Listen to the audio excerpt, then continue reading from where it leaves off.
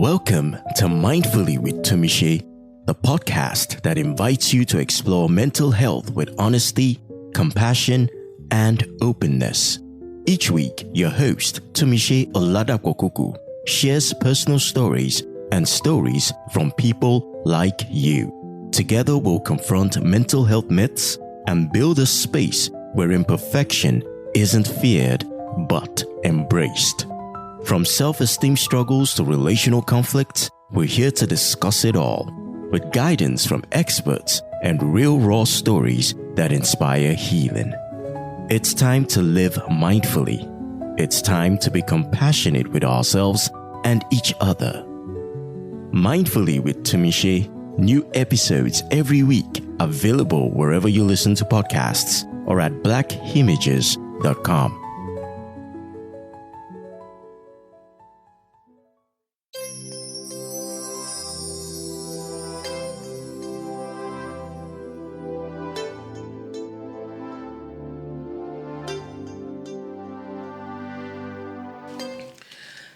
Hi, my people. How you doing? How you doing today, my dear mindful partners?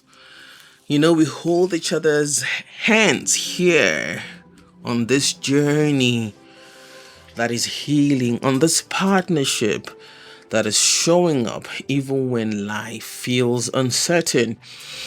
We are partners in discovering that becoming isn't linear. It is not a straight line. It is messy. It is beautiful. It is human. So, how are you? You know, I would say really. So really, how are you? Don't give yourself a polite answer or the person sitting beside you a polite answer. I know everybody says, what do you want me to say after? I'm fine. I can't just see someone. But if you're sitting with someone that you trust or someone that has a little bit of liking to you or you have a little bit of liking to them, you could say, just pause for a moment and just give an honest answer. And I'll go first. How am I? a little bit under the weather, if you can hear that from my voice. My voice is just coming back, so I'm a little bit okay. Should I do this or should I not do this? But my headspace, it's 80%. Yeah, my headspace is 80%. So if you're listening alone, I've helped you. So now, if you want to pause to answer that question, that's okay. Maybe this is just one of those rare moments when you have to ask that question. And I'm giving you permission to ask yourself that question and live within that question and whatever comes for you. If it's too heavy, it's okay to put it aside and just say, I'm fine for now, and then revisit that answer when you have an alone time. Someone is saying an alone time in this busy world. Yes, she can create an alone time for you, even if it's going to the bathroom to get that alone time. Whew. So, the whole of July, I started the series I thought I called Internal Dialogue Conversation Starters. Apparently, I've been calling them the wrong thing. My executive producer gently interrupted me in one of our production meetings and said, Tumishe, these aren't really conversation starters. And I look at him, I'm like, okay, where is he going with this? Then he smiled and said, I think these are really conversations that are helping you find yourself. Of course, I laughed. Why? Because Guy was absolutely right. Over the past few weeks, you've patiently watched me sit with Uncle Gideon, Uncle Job, Uncle Jake, and of course, most recently, Mama Sarah. Every single one of them quietly returned something to me. Not because they solved my life, but because somewhere inside their stories, I kept meeting another Tumiche. Some Tumiche that I knew, some that I was just meeting for the first time. And maybe that's what healing has been doing for me all along. Not helping me become someone else, but helping me meet the people I have been, the person I became to survive, and the woman I am still becoming. I know that the term becoming has become such a fad, and sometimes it's almost facetious when I hear I am becoming. But in this sense, it is truly welcoming the woman that I had to survive and the woman that I am still becoming.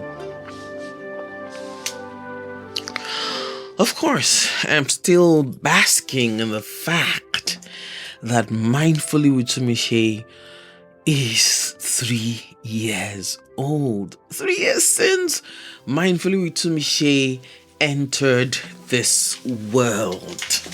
How beautiful is that? I imagined this podcast one way. Life imagined it differently. Beautiful conversations, of course, have happened. I've made unexpected friendships. I've asked difficult questions of myself and, everyone listening. 5 months of silence. Days when surviving required more strength than speaking. Yet, every time I return, you were here. Some of you have been here from episode 1. Others joined somewhere along the way. Wherever and whenever our paths crossed, I'm still very grateful for the person you have chosen to be, because the conversations we have here definitely looks like I'm giving you a mirror, and I cannot apologize for that. We're not here expecting perfection, but for making room for presence together. One episode at a time, one conversation at a time.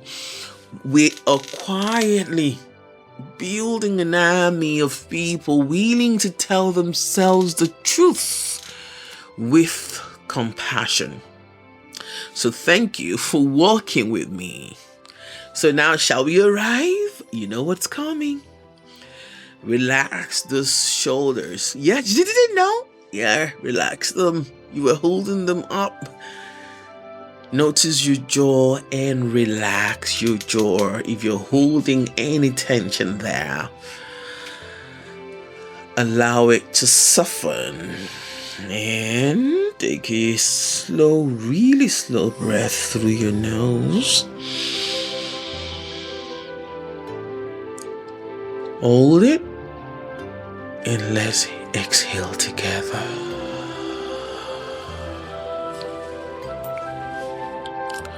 Do you want to try that again? But a little slower this time. Breathing for 1, 2, 3, 4. And breathe out for 5, 4, 3, 2, and let it go. Feel your feet resting on the ground. Notice the chair beneath you or the steering wheel in your hands.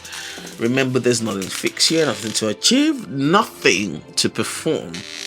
Just simply arrive. Today's conversation is sweeting me, alright? It is one that has been following me for quite some time. Identity. Not the identity we confidently write on application forms, he, she, him, though, your, no. Not the identity people assign to us. Not the pronouns, but the quiet identity that only reveals itself when our values begin colliding with the cultures around us. What happens when you find yourself living in an environment that slowly asks you to become someone else? Where do you go? Who do you become? And perhaps the more difficult question is, who do you refuse to stop being? I know what my neat answer should sound like. I go to God. And to be honest, I do. But if you've been working with me long enough, you also know how suspicious I've become of neat answers. Finding God did not erase my humanity. If anything, it introduced me to my humanity. Faith didn't stop me questioning who I was. It simply gave me somewhere safe to ask the questions. Identity crisis don't only belong to teenagers or people going through midlife crisis. Sometimes they quietly begin in childhood. Sometimes they are born from our stories of origin. Sometimes from trauma. Sometimes from success. Sometimes from the expectations people place upon us.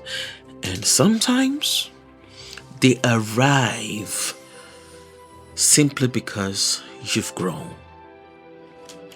And the version of yourself that brought you here can no longer take you where you are going. I'm 47 years old, and I can honestly tell you, I have met many Tumishes. Tumishe the first child, Tumishe the only girl, Tumishe Mokbeloye, Tumishe Kuku, Tumishe Oladapo Kuku, the broadcaster, the coach, the woman who wanted certainty, the woman learning to live with uncertainty. Some stayed, some quietly disappeared, some still visit every now and then. Identity, it is an interesting thing. Which is probably why today I've invited my extended family members into the studio. Uncle Daniel and the 3 Hebrew boys. Not because of the lions, not because of the fairy funnest older. I maintain Uncle Nebuchadnezzar must have been high on cheap paracetamol. I'm just saying, because how?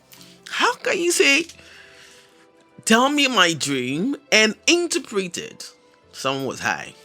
Anywho, I'm interested in something much quieter for young men trying to remember who they are while living in a world determined to rename them. They were actually renamed, but that's not the point of this conversation. And somewhere in that story, I met another version of myself. So let's start at the beginning. Long before the lion's den, long before the blazing furnace, long before the songs we learned in Sunday school, there was another story, a quieter one. Jerusalem had fallen. People had been taken from home. Young people, bright people, gifted people were selected and transported to Babylon. Imagine that moment. Imagine that for a moment. Everything familiar, gone. The language around you has changed. The food smells different. The customs definitely unfamiliar. The people who understand your jokes are no longer nearby. Even your future no longer belongs to you. Then Babylon does something fascinating. It doesn't begin with chains, it begins with education. It offers the best schools, the best opportunities, the best training. Nothing about that sounds threatening, does it? Until you notice something. Babylon isn't only teaching them, Babylon is introducing them to a different story about who they are or who.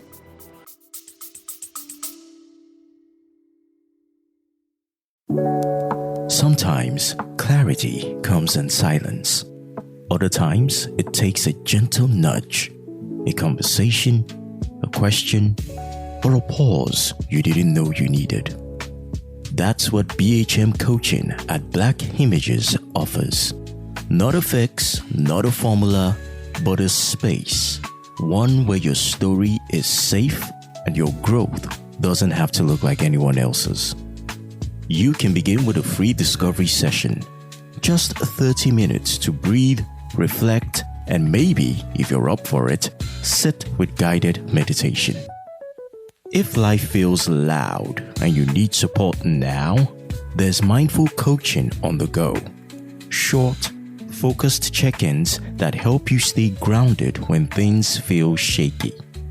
For deeper shifts, there's the Journey to Being, a mindful exploration shaped by the framework from the book Living Mindfully, A Journey to Being. This isn't about perfection. It's about presence. And if you're someone who needs steady hands over time, the monthly and community plans are there, offering consistent support that grows with you. Visit blackimages.com when you're ready, not to be fixed, but to be seen.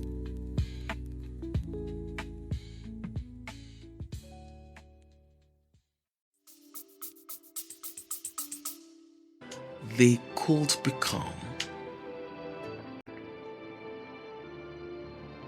Like I said earlier, one of the first things Babylon did was change their names. Daniel, Hananiah, Mishael, Azariah. It reminds me of the song that I wish I could actually sing it, but my voice is quite croaky, like I said earlier. So no, new names, new identities, new expectations, as if to say, the person you were before you arrived here no longer exists. I sat with that for a while because I realized life was trying to rename me too. Thankfully, I have only one name, not with words written on paper, but with experiences. Well, there was a time they gave me Joanna without any baptismal ceremony, but my name became Joanna at some point. Pain has tried to rename me. Trauma has tried to rename me. Depression has tried to rename me. Success has tried to rename me because I really am afraid of that one. Failure gave me a name. Other people's opinion have certainly tried to rename me, but that one, Perhaps you've experienced that too. Maybe no one literally changed your name, but somewhere along the line, someone handed you a label. Too emotional, too loud, too quiet, too much, not enough, difficult, strong, broken. And after hearing it often enough, you slowly began introducing yourself to yourself using their vocabulary. I wonder who gave you your first name that didn't belong to you. When I think about my life, I remember school. You know those report cards that always seem to say the same thing? Tumishe is intelligent. And I would smile. Then I'll keep reading. But there was again. Tumishe is intelligent, but talks too much, laughs too much, gets distracted, needs to, should, could, always another but. Now, before my teachers come after me, especially that teacher that wrote Tumishe needs to work more on English comprehension, I know they were trying to help. This isn't about blaming them. It's about something much quieter. I wonder what happens inside the mind of a child who repeatedly hears, "You are wonderful," but at what point does a child begin editing herself or himself before the world gets the chance? I didn't know then, but I was slowly learning that belonging sometimes felt conditional. But this, but not too much. Speak, but not too loudly. Lead, but make other people comfortable. Shine, but don't outshine. Exist, but don't inconvenience anyone. Maybe that's why Daniel's story speaks to me, because Babylon wasn't asking him to stop being intelligent. It wasn't asking him to stop being gifted. It wasn't asking him to stop succeeding. It was asking him to succeed, actually, but as someone else. And those two are different invitations. There is a sentence in the book of Daniel that I have read many times. This time, it wouldn't leave me alone. Daniel resolved. Not after the miracle, not after the promotion, not after the lion's den. At the very beginning, Daniel resolved. I sat with that word, resolved. Not reactive, not defensive, resolved. Identity, I've discovered, isn't usually protected in dramatic moments. It's protected in quiet decisions nobody applauds. The conversations you refuse to betray yourself in. The boundaries no one else sees. The values you hold when compromising would make life easier. Perhaps that's what Daniel was doing. Not preparing to become a hero, but simply deciding, I will not lose myself while I am here. Maybe that's a conversation we're truly trying to have today. Not how do I survive Babylon? And I have a lot of Babylons in my life, trust me. But how do I remain myself without hardening my heart while living in Babylon?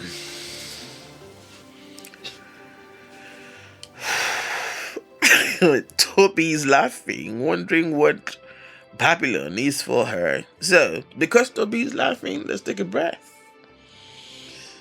Before we go any further, why she captures her laughter. Not because I'm tired, but because I really want her to find out why she's looking for Babylon's Day. Anywho, because identity work deserves spaciousness. Taking that slow breath, including you, Toby, and notice where your body is making contact with a chair. Where's your feet at right now? Notice your breathing without trying to change it. No, don't slow it down, just notice it. And then gently ask yourself, what labels have I carried that were never mine to keep? You don't have to answer immediately. Just notice what quietly arises. I will be right back.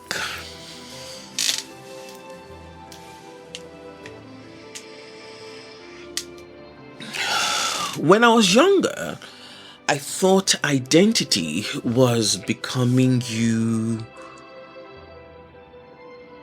something you discovered once. Like finding your house. Oh, there I am now. I'm not so sure. These days, identity feels more like a relationship. One you keep returning to, one that keeps asking, are we still telling the truth? I've also realized something else. Babylon rarely asks us to become bad people. It simply asks us to become people who no longer need to pay attention to ourselves. Busy, successful, efficient, productive, available, visible, useful. Until one day someone asks you, how are you? And you genuinely don't know. Because you've become fluent in managing your life, but you've lost the language for meeting yourself.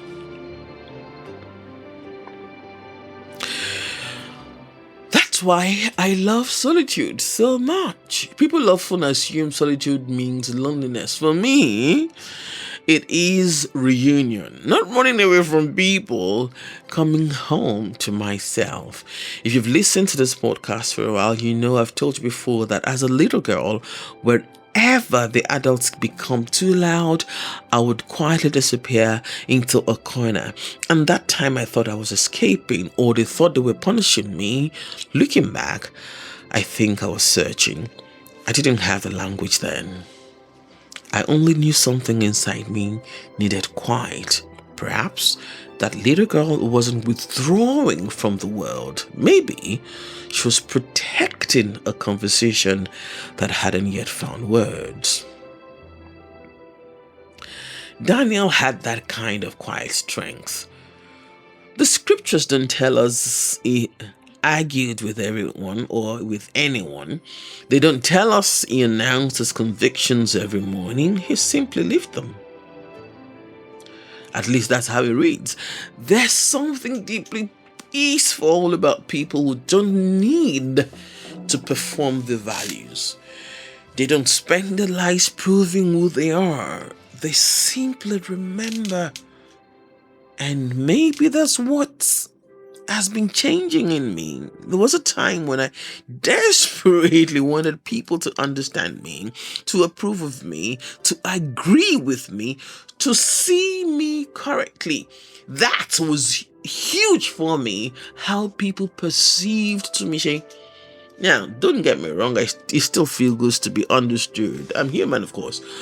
But I also learned something liberating. Not everyone has to understand me for me to remain myself. That sentence, I'll repeat it again. Not everyone has to understand me for me to remain myself. Took years to grow. Years. It took grief, therapy, definitely my faith, mistakes, joy, depression, healing through conversations like the ones we're having here, one episode at a time.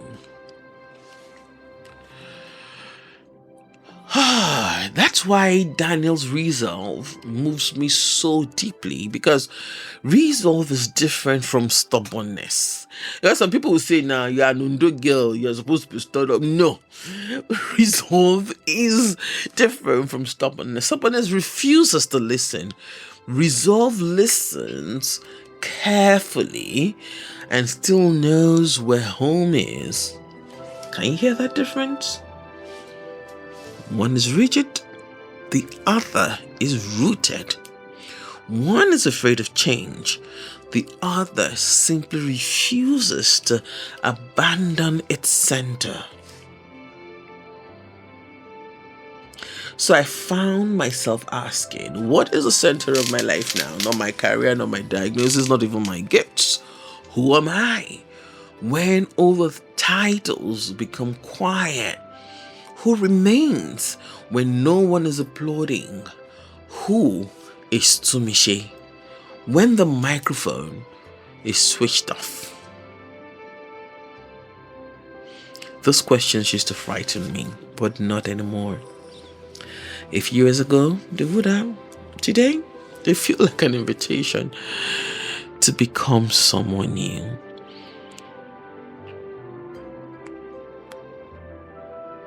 But to sit with the woman God had been patiently introducing me to all along. Maybe that's your invitation too. Not to reinvent yourself, not to manufacture a better version of yourself, but to gently ask, what parts of me have been waiting for me to come back?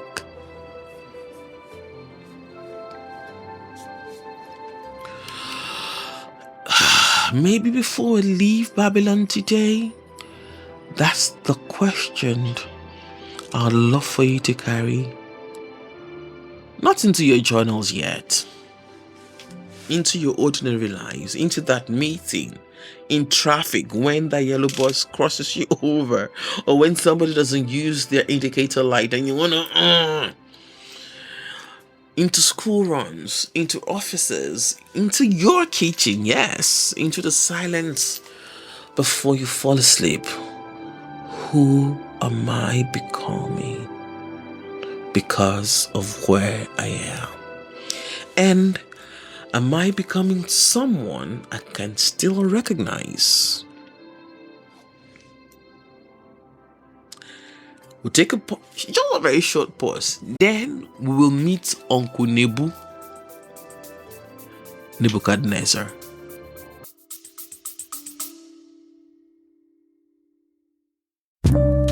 Life moves fast, sometimes too fast.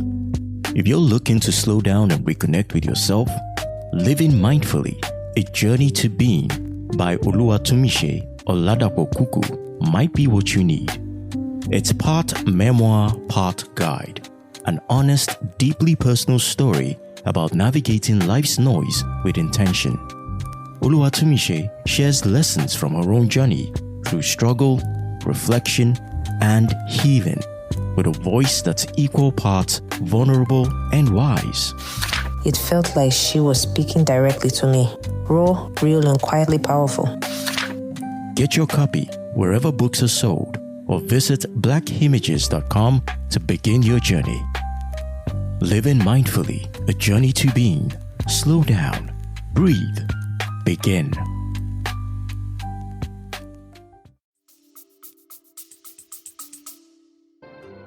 Because I feel he has been asking the wrong questions all along. I've been wondering something. What if Babylon isn't always a place? What if sometimes Babylon is an environment, a workplace, a family system, a friendship, a culture, a season of life? Any place that quietly rewards you for becoming less of yourself.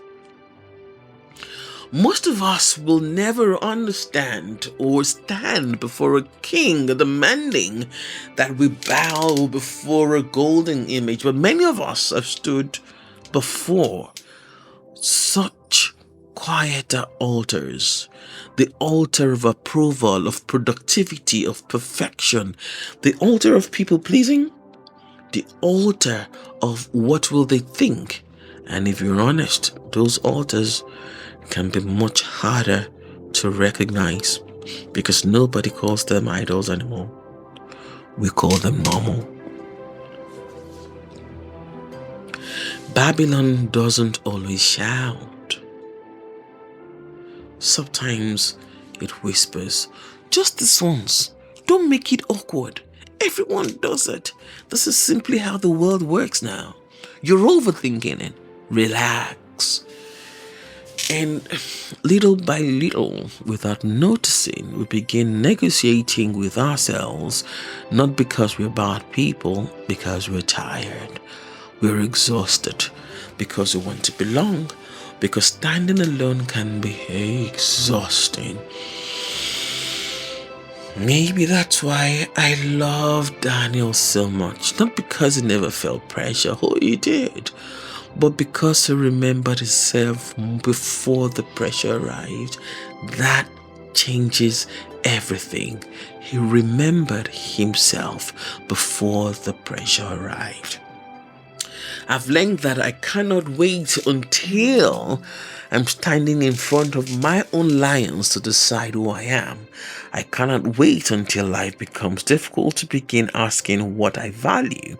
Those conversations have to happen in quieter rooms, over ordinary cups of tea, while kneading bread, if you make bread every day like me, while driving home from work, while sitting in traffic, or while listening to Mindfully with Tumishe, long before Babylon asks the question.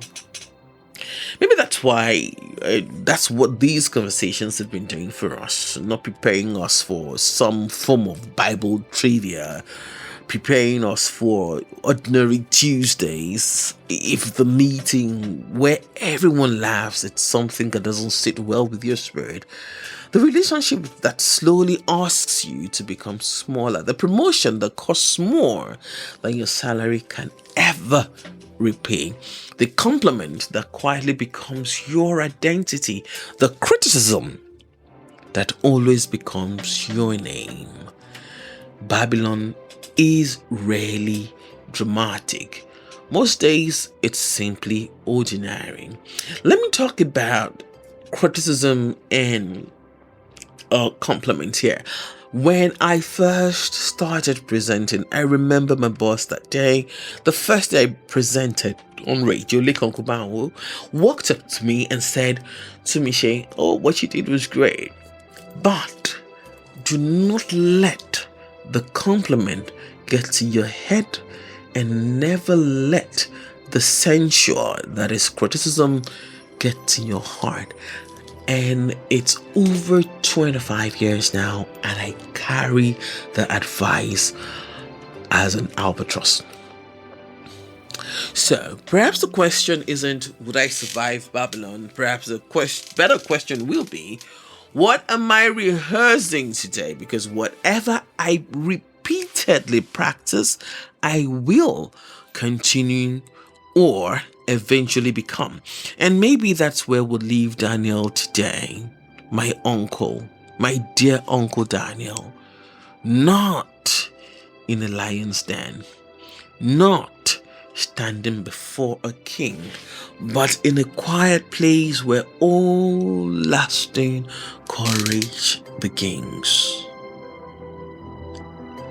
A heart that has already made peace with itself.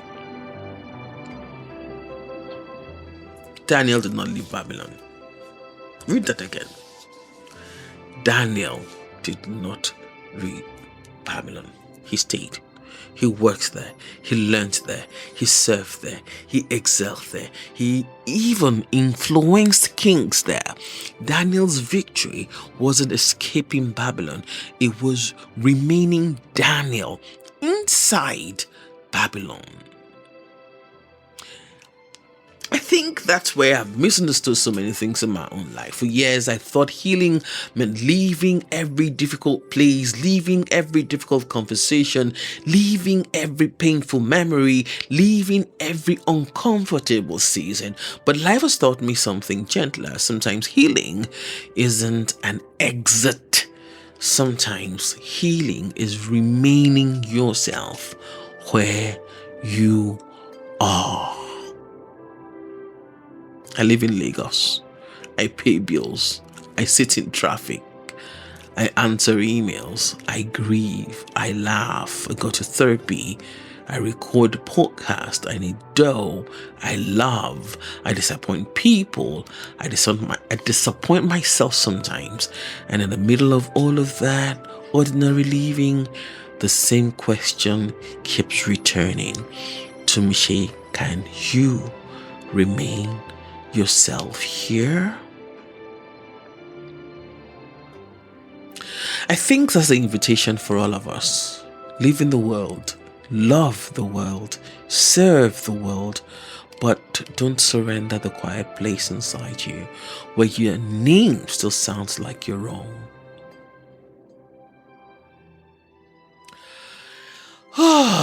That was some conversation. You can see that I really love my Uncle Daniel.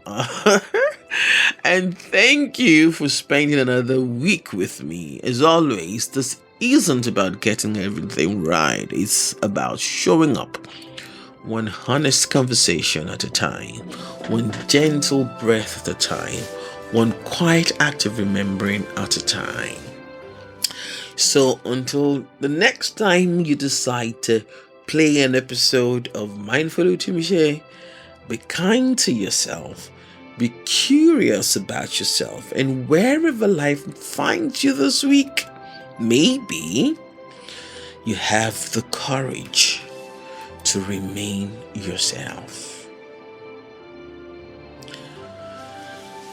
I am Tumishi. So before we go and say my final goodbye, finally my brethren, for this episode, I need to ask you a small favor. Could you please share not just this episode, but the whole Mindful Tumishi experience? I would also love for you to rate and the show and follow us anywhere you listen to podcasts. Thank you. Also, if you need to share your thoughts or just want to answer the how are you question in the judgment-free zone, check the show notes. Just above it, you see a link that says send us a message. And we'll get your message and we can work together with how are you or any thoughts that comes to your mind. A special thank you to Toby for working with me through Babylon today and producing these episodes and bringing them to you quite easy and fun. Love yourself, love your neighbor, love your country. Above all of this, love God. He is the essence of your being. I am Oluwatumishi Oladakbo Kuku. Stay mindful.